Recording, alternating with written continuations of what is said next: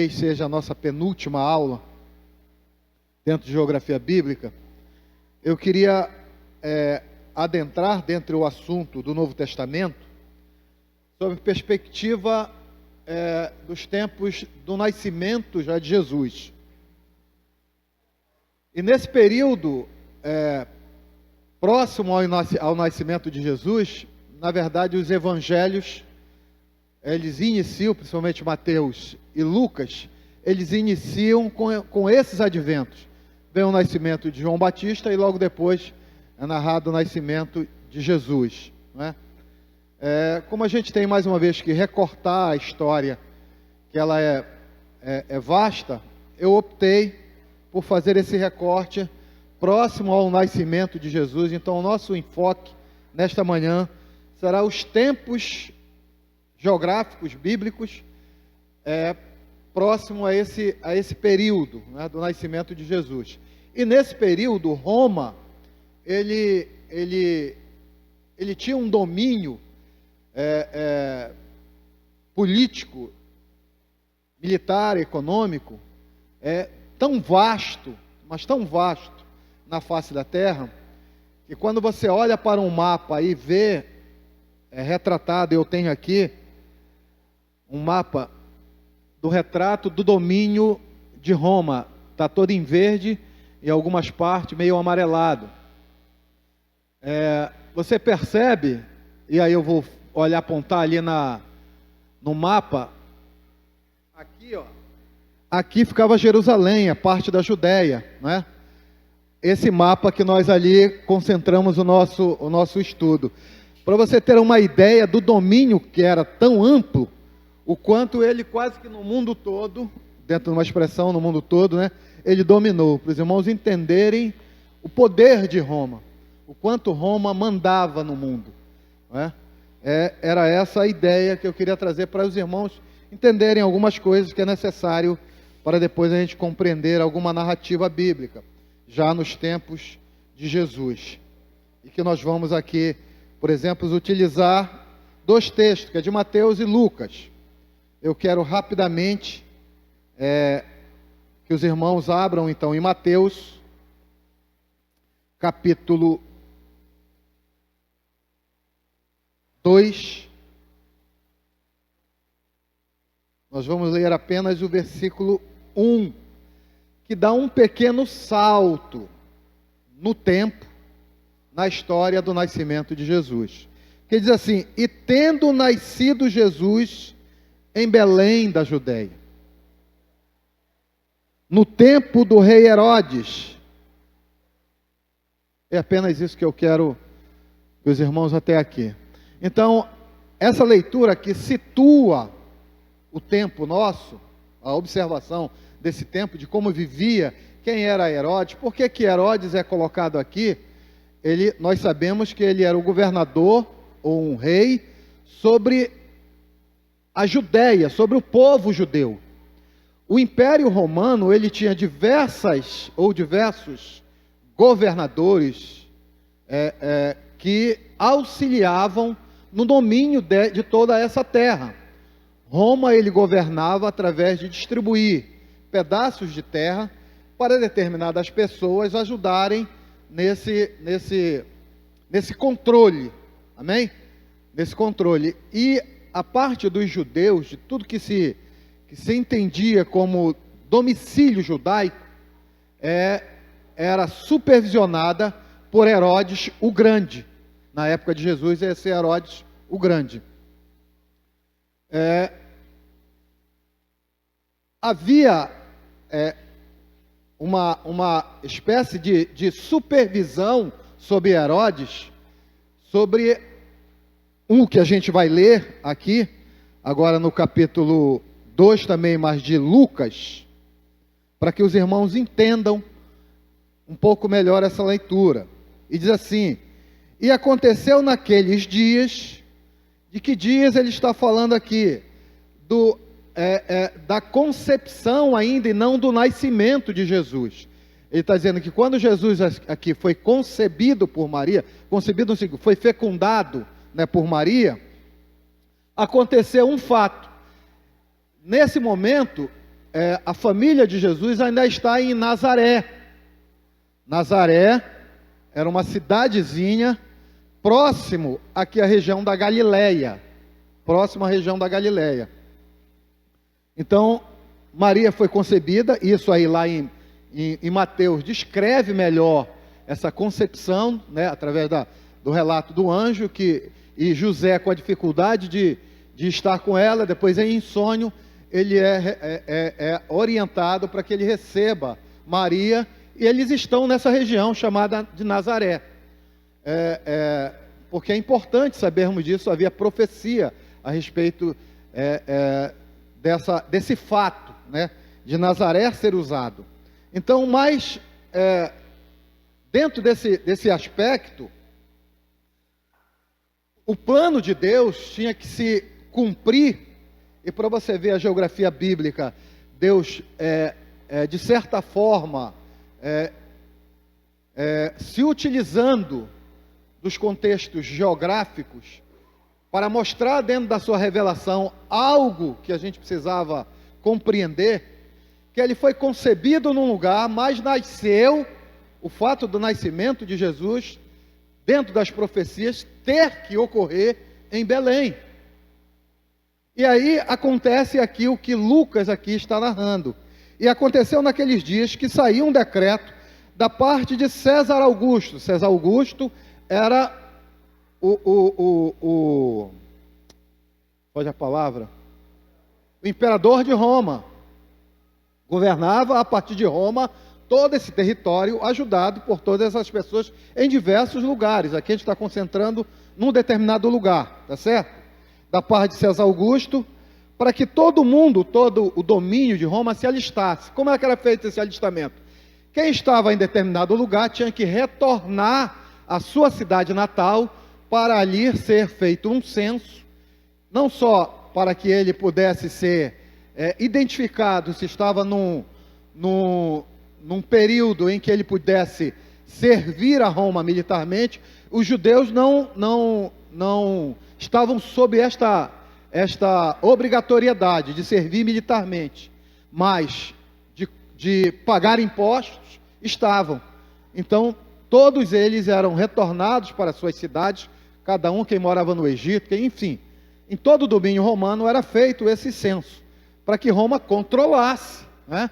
O controle era rígido e era feito desta maneira. Então, César Augusto dá esse decreto para que se alistasse.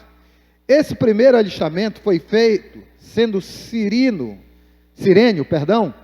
governador da Síria, para você ver que Jesus ainda não morava, Jesus foi concebido pelo Espírito Santo, ainda em Nazaré, e Nazaré pertencia ainda ao domínio de Herodes, como toda a região judaica, mas recebia uma certa influência desse governador da Síria, era supervisionado, tá certo? E ele orienta então, para que todas essas províncias judaicas, cada um também retornasse à sua cidade. E aí se cumpre por forças, né, entre aspas, da vontade do homem, aquilo que era desejo de Deus. Porque havia profecia de que o menino deveria nascer em Belém. Interessante que, em todo o contexto do nascimento de Jesus, ele nasce sobre uma ótica, ou uma perspectiva muito rural, né?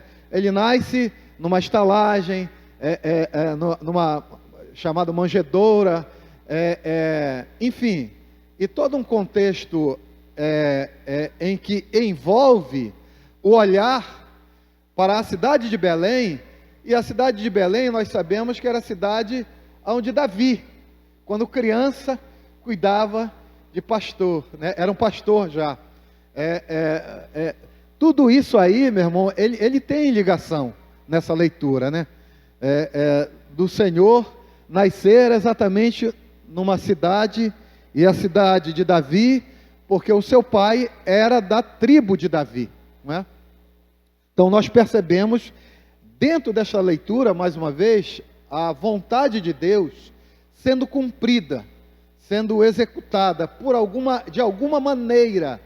Deus ele controla a história. O homem pode entender que foi vontade lá de César Augusto. O homem pode entender que foi vontade do auxiliar de César Augusto. Mas era da vontade de Deus que esses fatos ocorressem. Isso, querido, me dá uma segurança para a minha vida, de maneira assim tremenda. Não é? Que aquilo que for determinado por Deus na minha vida, ele haverá de se cumprir. Pode se levantar quem se levantar, pode, enfim, as minhas ideias, pode a minha desobediência até trabalhar contra, pode acontecer diversas coisas, podem acontecer, mas a vontade de Deus é imperativa. Isso nos dá, nesses relatos, quando eu olho e leio a história, sendo encaminhada, sendo soprada, ventos contrários, uma infinidade de coisas, é a mão de Deus por detrás, conduzindo aquilo que é reino seu. A gente não percebe. Ontem eu estava aqui acompanhando os adolescentes, a irmã usou um termo, a irmã, me ajuda? Rafaela, usou um termo que a gente já usa isso aqui de diversas maneiras, né? Que o reino de Deus, às vezes a gente não vê, às vezes não, nós nunca vemos com os olhos naturais, né? E eu fiquei pensando sobre essa palavra, e é exatamente isso também, encaixa-se aqui. A gente não vê, a gente às vezes nem percebe, mas ele acontece. Não é porque a gente não vê e não percebe que ele não está acontecendo. Eu queria, tipo assim, colar a ideia da mesma maneira que a gente vê o crescimento de uma pessoa. Ninguém percebe o crescimento, não é? Quando a gente, de vez em quando o Renan usa uns vídeos antigos, é que a gente vê as criancinhas, mas quando vê já está adulto. E a pessoa mesmo não se percebe crescendo, mas acontece. Não é porque eu não vejo que não está acontecendo. É bem próximo de um entendimento apenas, né? Para a gente compreender que não é porque eu não sinto. Eu não sentia eu crescer, enfim. Quando eu vi, eu era uma criança, um adulto, a gente olha as crianças quando estavam no colo. Hoje já estão correndo. Quem viu isso aí? Quem percebeu isso aí? Porque você olha todo dia irmãos que convivem um com o outro, quando vê já todo desse tamanho, mas eu não vi, eu não percebi, mas acontece. Então eu percebi, eu extraí ideias que de certa forma nos ajudam apenas, querido, porque é muito maior daquilo que a gente pode perceber o reino de Deus. Mas ele acontece, querido. Não está de maneira nenhuma a história à deriva. A história não está à deriva. Pode parecer a nossa impressão, porque somos pequenos nesse olhar, na nossa fé, né, nessa percepção da realidade espiritual. E essa é a realidade espiritual. O Senhor, Ele governa as coisas. Desde o começo de todas as coisas, Ele governa. E Ele demonstra nesta revelação, se nós... Eu tinha uma frase que eu queria muito que os irmãos guardassem no coração, né? Tem gente que diz assim, poxa, eu gosto muito de Jesus. Não, meu irmão, a gente tem que amar a Jesus. Gostar, você pode gostar de longe, de uma certa distância, mas amar, você tem que estar perto, você tem que estar envolvido, você tem que estar ao alcance, você tem que estar... então, dentro desse sentido, e quando a gente diz que amamos a palavra do Senhor, é preciso isso, que nós, então, nos debrucemos de tal ordem e de tal maneira, que aí não se pode medir o amor de ninguém, mas é que expresse esse valor, né? Essa ordem de valor que nós queremos, então, atribuir às nossas falas, às nossas declarações, a nossa paixão pelas Escrituras, a nossa sede, fome de nos aproximarmos de Deus, dentro de todo o olhar possível. Geografia bíblica é mais um olhar possível, dentro de todas as maneiras de nós nos apaixonarmos cada vez mais pelo Senhor. E aí, nós vimos então o domínio do Império Romano, dentre todo esse domínio do Império Romano, ao domínio de Deus. Nós nos assustamos, às vezes, quando vemos, né? Caramba, como é que Roma dominou aquilo que Nabucodonosor, aquilo que Senaqueribe, aquilo que todos os reis de então não dominaram. E o que é isso? Quando ele diz assim que o Senhor domina as coisas, o Senhor é rei, não é nada. Não é nada. O poder de Deus sendo exercido no meio do domínio do homem, isso não significa nada. Então foi feito isso, foi feito um censo, e todos iam se alistar, cada um, estou lendo o versículo 3 do capítulo 2 de Lucas, iam se alistar cada um à sua própria cidade. E subiu da Galiléia, quando diz da Galiléia, da região da Galiléia, para Belém. Aí ele desce até Jerusalém, passa por Jerusalém e vai para Belém. Está-se cada um à sua própria cidade. Subiu da Galiléia também José, da cidade de Nazaré, a Judéia, a cidade de Davi, chamada Belém, porque era da casa e família de Davi.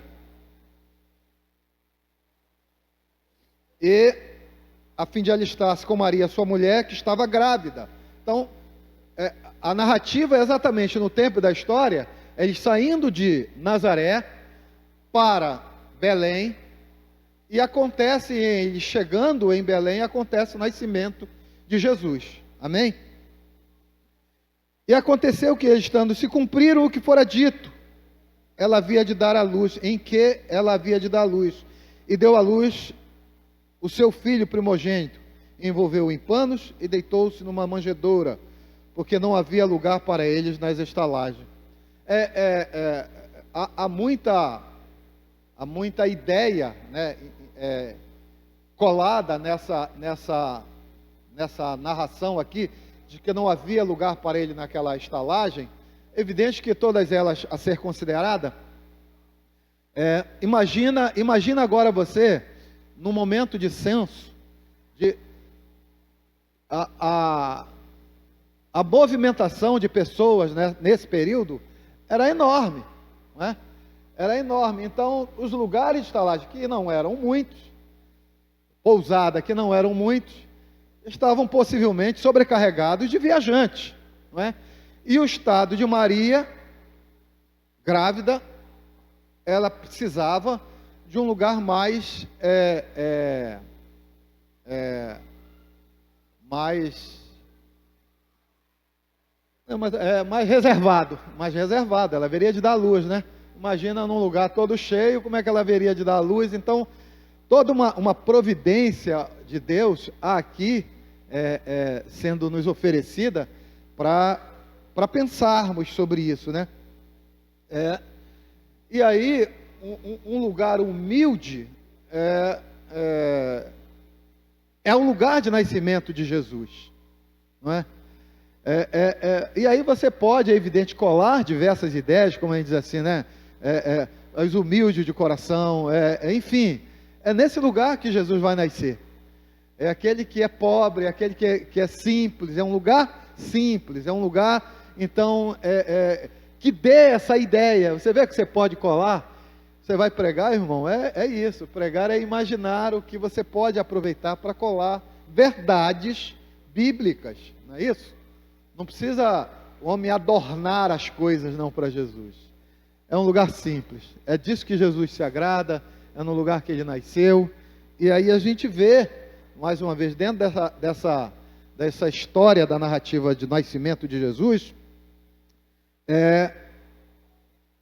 isso sendo nos oferecido. Amém? Então nós vimos o deslocamento dentro dessa narrativa de Jesus, do nascimento de Jesus, e agora nós vamos utilizar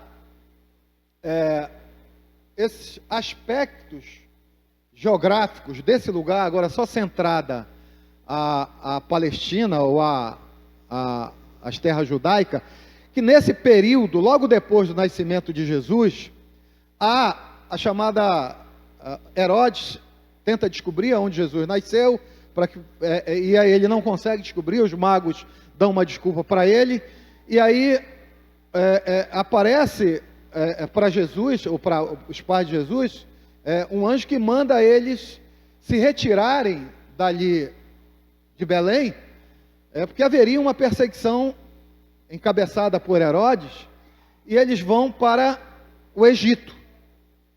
Eles se refugiam no Egito. É interessante a gente observar aqui também, depois quando você lê, por exemplo, aí dentro do aspecto econômico, né? O dinheiro e a língua em toda essa região predominante era o latim de Roma, tá certo? O latim era falado em Roma, e o grego, que era falado em todas as outras regiões, era latim e grego, era predominante. É lógico, os judeus, cada povo falava a sua língua, não é? Cada povo falava a sua língua, mas dentro do intercâmbio econômico, era falado grego e latim, e a moeda, dentro desse período, era um denário. Você lê denário, era porque era uma moeda romana, cunhada por Roma. Quando os homens iam a Jerusalém, na ocasião para oferecer sacrifícios e aí ofertas, havia aquilo que a Bíblia chama lá dos cambistas, que eles trocavam exatamente essa moeda romana por uma moeda, eu não me lembro agora o nome, judaica. Então havia esse aspecto, apenas para os irmãos entenderem alguma coisa. Como eu digo, irmãos, não dá tempo, a gente dá uma pincelada para que os irmãos apenas se interessem. Se você ama a palavra de Deus, busque então, irmão, se aprofunde, tem muita coisa para você compreender, depois quando você ler, entender melhor, ter mais então facilidade, né, de compreender o que está sendo narrado, que tempo é narrado, quais são os aspectos ali que envolvem, né, essa narrativa. Então eles vêm para o Egito. Para a gente perceber, querido, apenas isso, né, que às vezes de alguma maneira as pessoas, olha, Egito é lugar de pecado, é lugar, não, irmão, quando você é santo, você pode ir para qualquer lugar que você é santo. Não é? A santidade está em você e não no lugar. Não é evidente que tem lugares que o homem de Deus, apesar de, por circunstância, ele ter que estar ali naquele lugar, por uma determinada circunstância, não por ele se agradar daquele lugar, não por ele se deliciar naquele lugar. Tem lugar que, por circunstâncias, nós estamos ali. Por exemplo, eu poderia, né, a gente já fez muito, em determinada época, no carnaval, o evangelismo. Mas nós estávamos no carnaval, não por circunstância, nós estávamos dentro dessa festividade, mas não participando dela, por circunstâncias. Não nos fez pecadores por causa disso. Amém? Então, é dentro disso, né, que há o aspecto de que a gente pode ir por circunstâncias, a gente pode ir, eu diria assim, apenas de forma provocativa. Se o Senhor orientar alguém a ir num cabaré, mas meu irmão, você dentro de um cabaré, né? Para não falar outras palavras, não é? Mas o Senhor orientou por uma circunstância especial, específica, a pessoa vai ali e não tem problema algum, porque ele vai sob essa orientação. Jesus foi sobre uma orientação, os pais de Jesus levaram Jesus sobre uma orientação, e é interessante a gente também pensar sobre isso, né? Porque às vezes a gente olha, não, eu vou ficar aqui, Deus é Deus, meu irmão, a orientação de Deus deve ser seguida. Deus é Deus, ele não poderia ter protegido o menino ali mesmo, em qualquer lugar? Poderia. Haveria alguma dificuldade para ele realizar um fato ali? Não, não havia.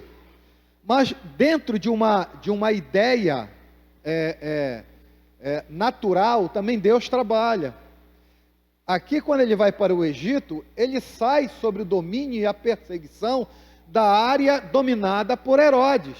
E aí Herodes não podia mais colocar a mão sobre a família de Jesus, ou sobre o garoto. Então, tem coisas, querido, que é o que a gente sempre diz assim, olha, tem coisas que é para a gente fazer, a gente tem que fazer. Tem coisas que é para Deus fazer, não se meta a fazer. Tem que ter essa sensibilidade, não é? Tem coisas que compete a nós, a decisão, ou a iniciativa, não é? A nós. Quem é que tem que educar os nossos filhos? Quem é? Tem muita gente que transfere para a escola, para a igreja, para não sei o quê. Não, a tarefa é nossa, pela orientação bíblica. A tarefa é dos pais, é dos responsáveis. Os outros são auxiliadores. E tem muita gente que simplesmente negligencia todas essas coisas, né? É importante a gente perceber essa orientação dentro de um aspecto apenas natural. Ele diz, olha, vai para o Egito. Por quê? Porque lá, meu irmão, você vai estar livre do alcance da mão de Herodes. Não era Roma que estava querendo matar o menino Jesus, ou os meninos, né? Era Herodes, com medo de perder o seu domínio sobre os judeus, né? Era a preocupação dele. E aí depois de sair, Herodes é morto. Essa região toda que nós chamamos da Judéia, onde Herodes, o grande, ele exercia o domínio, ela é dividida então entre os seus filhos. Principalmente tem 3 ou 4 áreas, que não dá muito para me aproximar ali, mas os irmãos depois percebam isso dentro do aspecto geográfico, um mapa geográfico. Toda a área da Judéia é dividida da região da Judéia, Samaria, Galileia, e tem uma outra região, hein? Não, fica do tetrarca Felipe. Enfim, mas as 3 principais regiões, é o que eu queria que os irmãos gravassem, que era a Judéia, Samaria e a Galileia. Foram divididas sob domínios. Quando a gente vai ler, é por isso que às vezes a gente não percebe esse domínio, que é descrito nomes, né, dentro daquela região que influenciavam no domínio, no exercício político de governar aquela região. E a gente diz assim, mas não era fulano, agora já é ciclano, porque era exatamente isso aí. Samaria pertencia a um eu até aqui coloquei, olha aqui, por exemplo, Samaria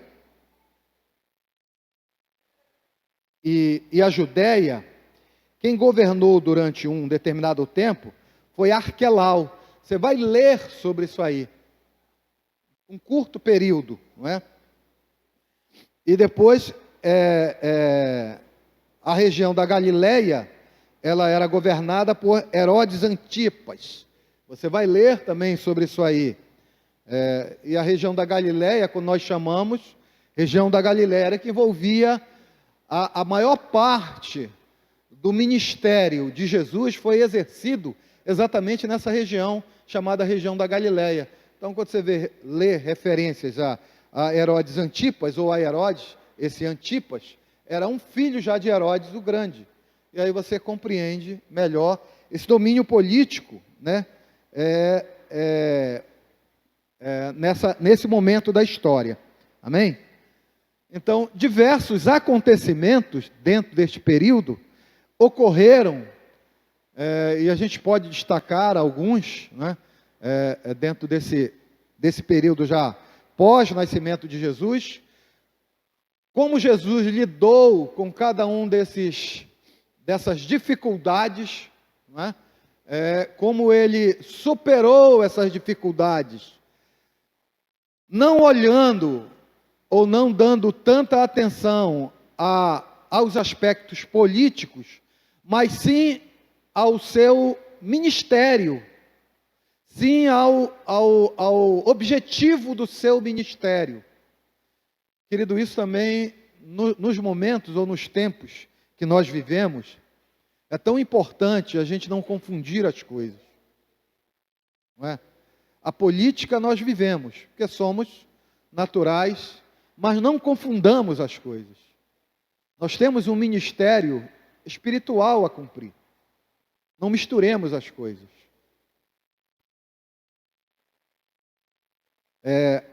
E Jesus, ele de forma muito apropriada, em diversos momentos, ele, ele soube lidar com a separação desses assuntos, não misturando as coisas. Dai a César o que é de César e a Deus o que é de Deus. Não misturem, não misturemos. Amém? É apenas isso que eu queria falar. A gente não fala de política, né? Mas é bem claro isso daqui. O quanto isso nos ajuda dentro do nosso relacionamento, e aí estreito, quando eu digo do nosso relacionamento pessoal para com Deus. Amém? Apenas isso. Como cidadão, cada um tem o direito às suas escolhas, responsabilidade nessas suas escolhas, porque tudo isso, querido, quando a gente começa, a gente não quer falar, mas acaba reverberando em diversos aspectos do nosso viver. Escolha, nós temos direito. Agora, tem consequências nas nossas escolhas, tá certo? E às vezes a gente se vê envolvido, fizemos uma má escolha e depois oramos ao Senhor para que Ele conserte essas nossas más escolhas. Invariavelmente nós estamos assim envolvidos em diversos aspectos dentro disso aí. Nós fazemos escolhas equivocadas e aí depois vamos orar, interceder, seja qual for o aspecto. Senhor, socorre, irmão, conserta, olha bem, se preocupa com isso, né? Atente, aprimore, veja bem que cada escolha tem uma consequência. Escolheu mal, tem uma consequência. É lógico que dentro da sua infinita misericórdia, Deus, Ele olha para isso, para esse aspecto, mas isso não anula a nossa responsabilidade, tá certo? Dentro de diversos aspectos, por exemplo, nós poderíamos destacar no ministério de Jesus, ele quando sai de Belém, que nasce em Belém, os seus pais levam ele para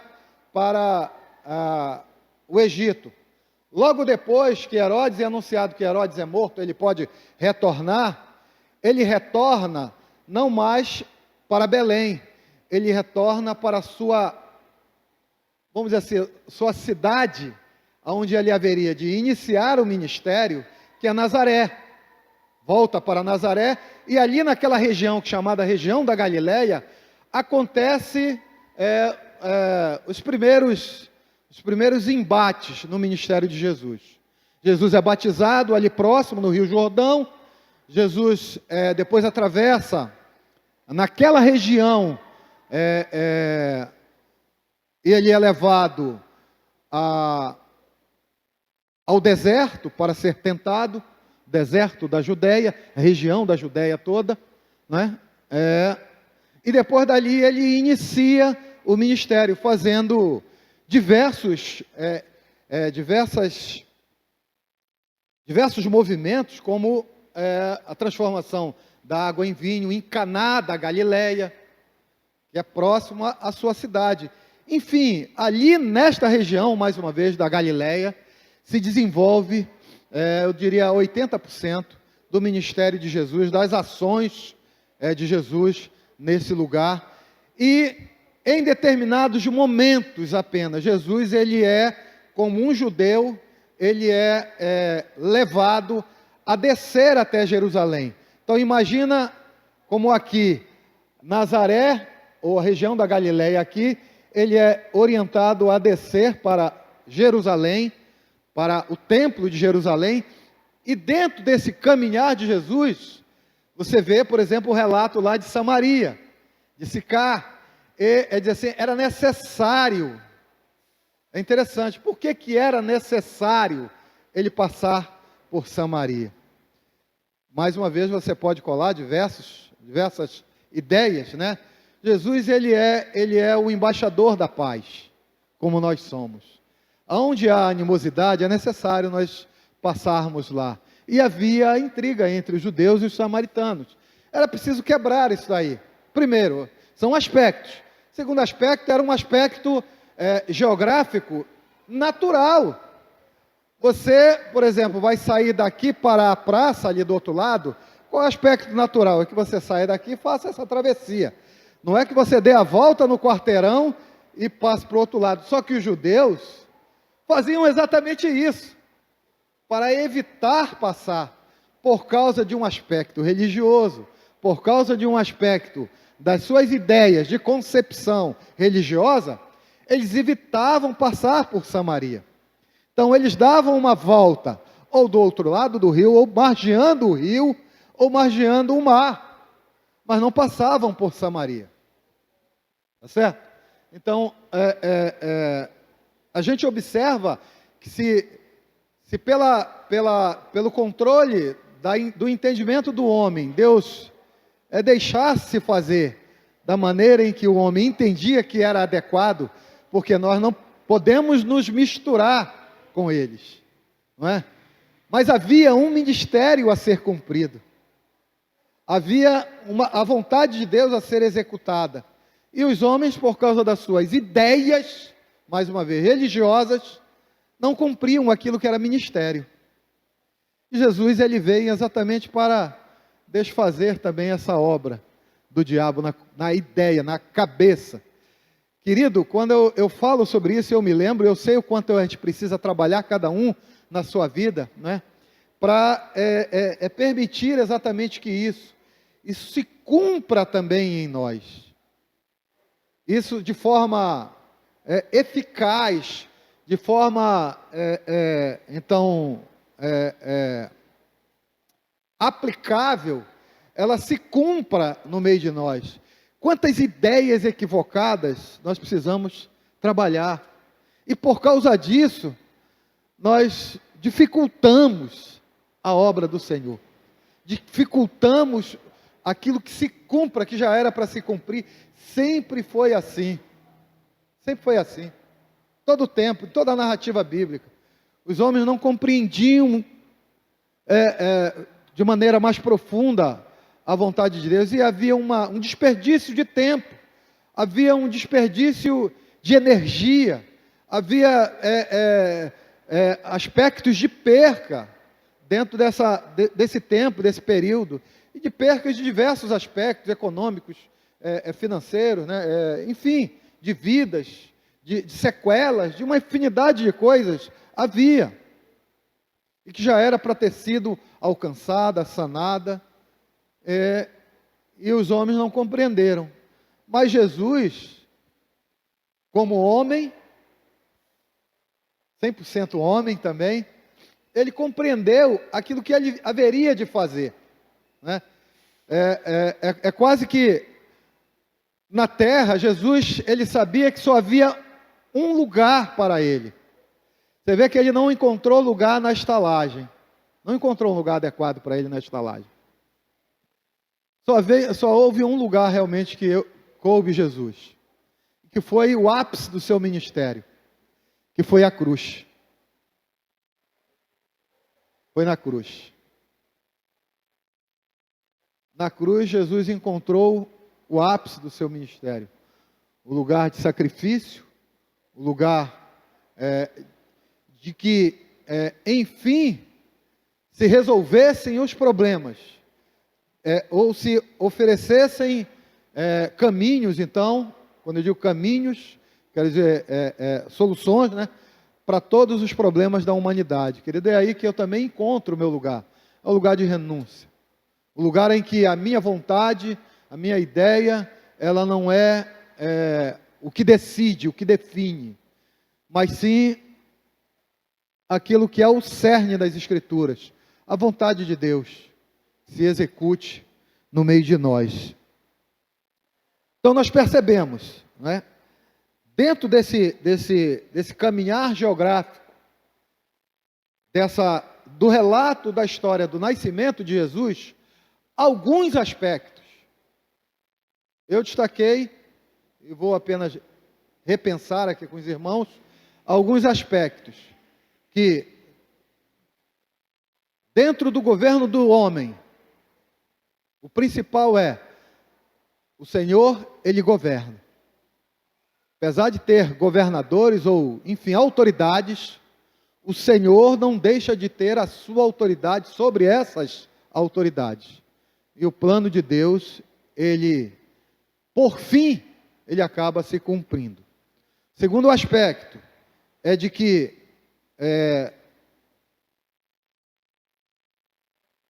o principal objetivo do servo do Senhor é exatamente cumprir este ministério. Cumprir, então, a vontade para a qual o Senhor levantou. O Senhor trouxe a existência, né? O Senhor permitiu que aquele ser nascesse. E Jesus também, dentro de um aspecto natural, ele cumpriu. Terceiro aspecto, nós vemos que há coisas que dentro dessa nossa caminhada, ou dentro da caminhada geográfica, que aqui é narrada nas Escrituras, que é possível que façamos de maneira natural. O aspecto da saída do Senhor, da família de Jesus, de Belém para o Egito, não é? Foi um olhar sobre sair de um domínio, do alcance da mão daquele que governava aquela região e que intentava um mal contra a criança, e de uma maneira natural foi feita isso. Isso não adula de maneira nenhuma os aspectos espirituais, porque foi feito um aspecto natural, uma ação natural, era a palavra que eu queria, uma ação natural dentro de uma orientação espiritual. Tá certo? Minha irmã ficou assim meio frisado, não entendi, meu irmão, foi isso? Não entendeu? Não, foi uma ação natural. Quando eu digo isso, o que às vezes eu quero, é difícil você saber o que um pintor pintou, é difícil para cá. Na minha cabeça parece que é claro, eu sei que às vezes na cabeça do irmão. O que eu quero dizer com isso, irmãos? Tem aspectos naturais nossos que nós fazemos, que não é porque é aspecto natural, que ele não é revertido de espiritual, não é? A nossa linguagem, o nosso falar, o nosso vestir, os nossos relacionamentos, eles são feitos de nossas escolhas, eles são feitos de maneira natural. Por exemplo, quem vai namorar, pretende casar, ele escolhe de maneira natural, pelo aspecto físico ou de algum atrativo que ele viu, não é? Ele faz algumas escolhas, tá certo? É natural isso aí, ponto. Mas isso está desassociado, ou quando eu digo natural, eu digo que está desassociado dos aspectos espirituais de maneira nenhuma. Para quem é servo do Senhor, tem a orientação que os aspectos naturais, eles são importantes, mas não estão desassociados. Tem, infelizmente, às vezes por falta desse conhecimento, pessoas que só se deixam levar pelos aspectos naturais, não é? E às vezes é isso, que não percebe que, eu ia dizer assim, um dia eu já fui bonito, meu. Um dia eu já fui. Um dia eu já fui novo, já fui, né? Quem é mais de uma idade, sabe disso aí. Então, se eu fosse me guiar apenas por esse aspecto natural, que amém, deve ser desprezado? Não, mas não é o que nos guia, não é o que nos orienta de maneira principal. Ele é levado em consideração. Então, é mais uma vez dentro desses aspectos que eu quero colar então essa ideia, que os irmãos tenham liberdade de escolha, não é? Mas não desassociem em todas as liberdades que cada um de nós temos, dos aspectos espirituais, estão envolvidos, ou devem estar sobre estas orientações também, não é? O segundo ponto, ou um ponto paralelo a esse, que eu queria aplicar, é que as nossas escolhas naturais aqui, sobre esta influência espiritual, eles se confirmam pela palavra. Não é apenas um aspecto, eu senti no meu coração. Não é. Eles se confirmam pela palavra. Então, o escritor, quando ele narra aqui a história se confirma não só pelo aspecto do sonho que veio, da orientação que veio ao casal, José e Maria, mas ele narra isso daqui. Então ele dá o aspecto da palavra. Quando nós pensamos em alguma coisa de forma natural, submetemos esse pensamento, então, às Escrituras. Porque, mais uma vez, a gente tem muito essa ideia no meio religioso, né? Quando eu digo no meio religioso, eu digo no meio do senso cristão, né? É essa a ideia de que, olha, Deus me revelou, Deus falou isso, Deus falou aquilo. Irmãos, o quanto é perigoso. O quanto, eu não estou dizendo, e eu considero tudo. Só que eu, em particular, eu me oriento, dentro daquilo que eu ouço, não é? Pelos aspectos da palavra. E mais uma vez, como uma aplicação, se nós refletíssemos mais sobre esses aspectos, a igreja deixaria de ser, às vezes, ou ter atitudes de criança. Porque a criança é que lida com uma coisa que é de um valor tão grande, mas não sabe como está lidando com aquilo. Lida com aspectos verdadeiros, sem o devido cuidado, sem o devido zelo, sem o devido temor, sem o devido respeito. Então, a igreja madura, não é aquela que lida com todos esses aspectos, e eu creio em todos os aspectos do Espírito. Eu creio na revelação, eu creio na profecia, eu creio na manifestação de Deus, eu creio na orientação que Deus pode levantar alguém, Deus pode falar ao coração de alguém, eu creio nisso tudo. Só que isso precisa da confirmação das Escrituras. Os fatos narrados depois, eles se confirmam pelaquilo que Deus então orientou. A palavra do profeta, ela não cai no chão, sem produzir aquilo para o qual ela foi enviada. Isso é orientação bíblica. Não é? Lidamos com esses aspectos, lógico, com todo o amor, com todo respeito. Às vezes tem aspectos que não são adequados, e nós ou pelo menos passamos por ele, não é? Mas é preciso falarmos sobre isso. O ensino, ele tem por objetivo nos aprimorarmos. Ele tem por objetivo, então, produzir em nós uma edificação. E como vamos produzir crescimento e edificação se não tocarmos nos assuntos que são sensíveis, né? Que são delicados, sim, que muita gente diz assim, poxa, mas o irmão está duvidando então da minha fé? Não é esse aspecto. Não é esse aspecto que está em jogo, irmão.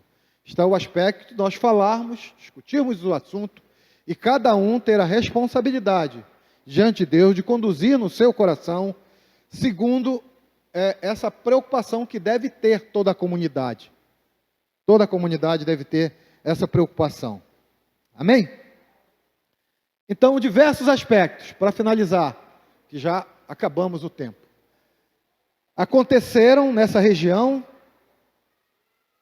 chamada da Judéia, e quando você lê em alguma parte sobre esses nomes que aqui nós falamos, você sabe que ela foi, depois de Herodes, dividida em